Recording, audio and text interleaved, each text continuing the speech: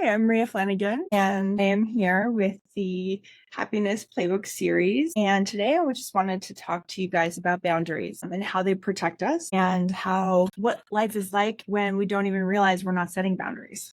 So one of the ways that we do that is not speaking up for ourselves in a situation, not noticing when something doesn't feel right and saying, hey, that doesn't feel right to me. When you feel like, oh, maybe, I feel like I've been taken advantage of, like, did you set a boundary? Did you ask for your wants and needs? So just ways to subtly just start noticing in your life, like, where am I not setting boundaries? Where could my life improve? Because boundaries are self-care. When we set a boundary, we're taking care of ourselves, and that is not selfish. That is important, because otherwise we can burn out. We can end up having resentments. Things can really go south if we're not setting boundaries. So one of my favorite books that also incorporates talking about boundaries and relationships is The 4 Agreements by Don Miguel Ruiz. So within my book are a lot of other suggestions for a lot of other books, a lot of shout outs to people that helped me grow. And so that I also want to share that with you. The 4 agreements that Don Miguel Ruiz talks about are: be impeccable with your word, don't take anything personally, don't make assumptions, and always do your best.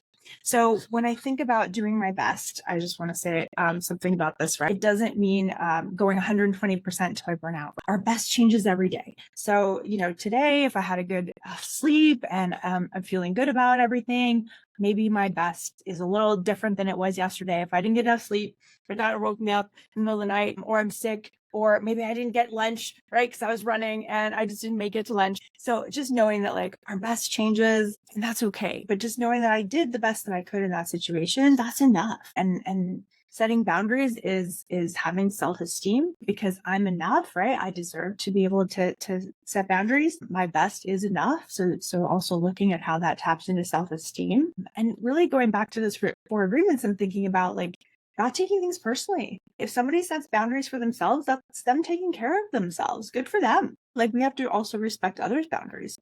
So one thing to think about is, like really visualizing your boundary around you. So if you're to take a moment, right?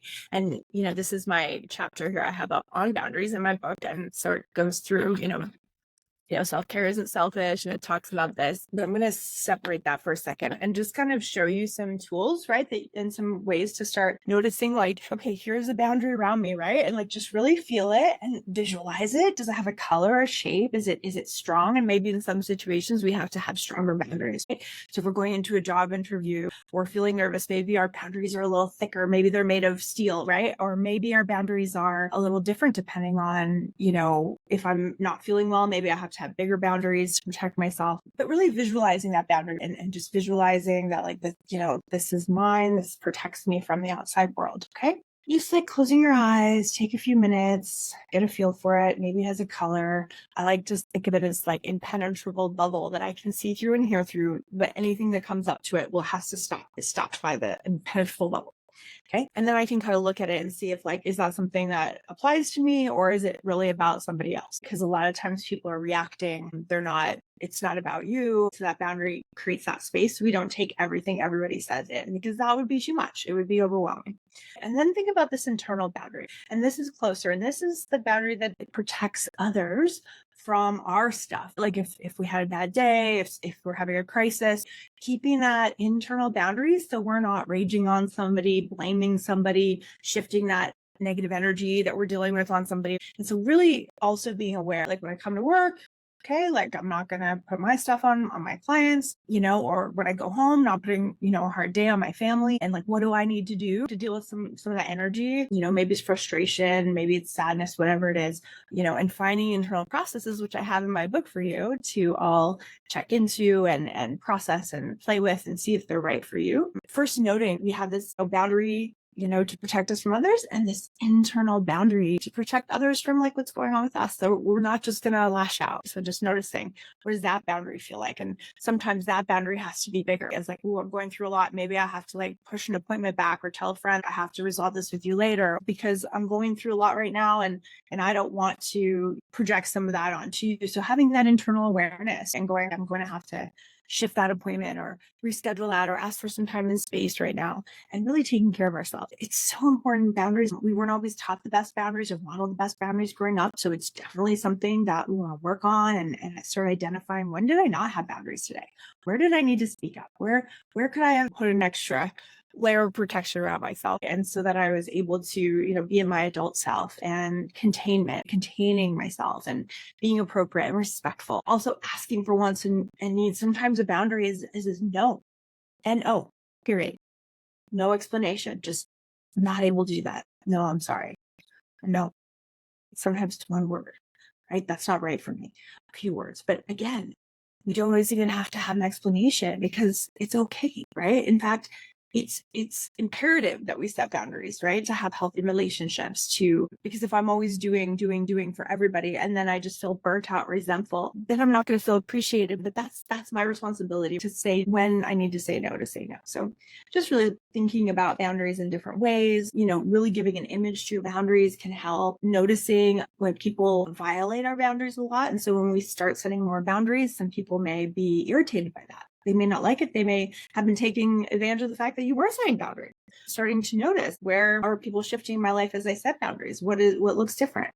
And really noticing, right, the people that respect our boundaries, right, is really noticing. And maybe it's a period of adjustment where you're different, you're changing, you're asking for your wants and needs. Well, the people that really love you should be like, that's so great.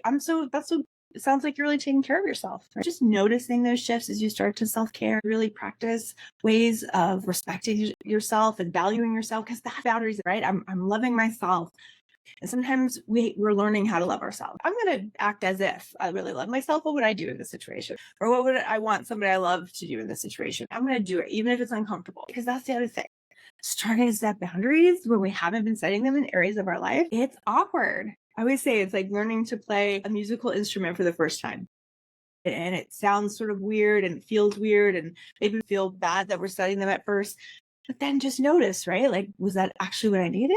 I guess I don't need to feel bad. Like, why was I feeling bad? Was I feeling like I have to cater to everybody else and make everybody else happy at my expense, where I'm not happy? And that's where we start to look at, where can I raise some awareness and some mindfulness and that inner observer to start going, what would I like to be different? Do I need more time and space for me? What does that look like? And then I can communicate that. Sometimes that's setting boundaries, communicating, hey, I'm not going to be able to be there at that time. I'm only going to be able to be there for this long, because then I have to go do something. I have to go work out, or I have to do my own thing. So not sacrificing so much that you're putting yourself in a state of burnout. Boundaries are beautiful. They are something, the more you model it, better for your family members. And as you set boundaries, you're teaching other people how to treat you, and also that, maybe they'd like that for themselves too. So where can you create more space for yourself, right? Nourish your wants and needs by setting boundaries. And so thank you for joining me today. There's much more to be said around boundaries. Check out my book for some tools. Happiness is in the 7-Day Job Playbook, which is launching very soon. And so I've been doing this podcast to give you guys some free tips and tools. Hopefully you'll get my book when it comes out, and I'll keep you updated on when it's coming. So thank you for joining me today, and I will be back.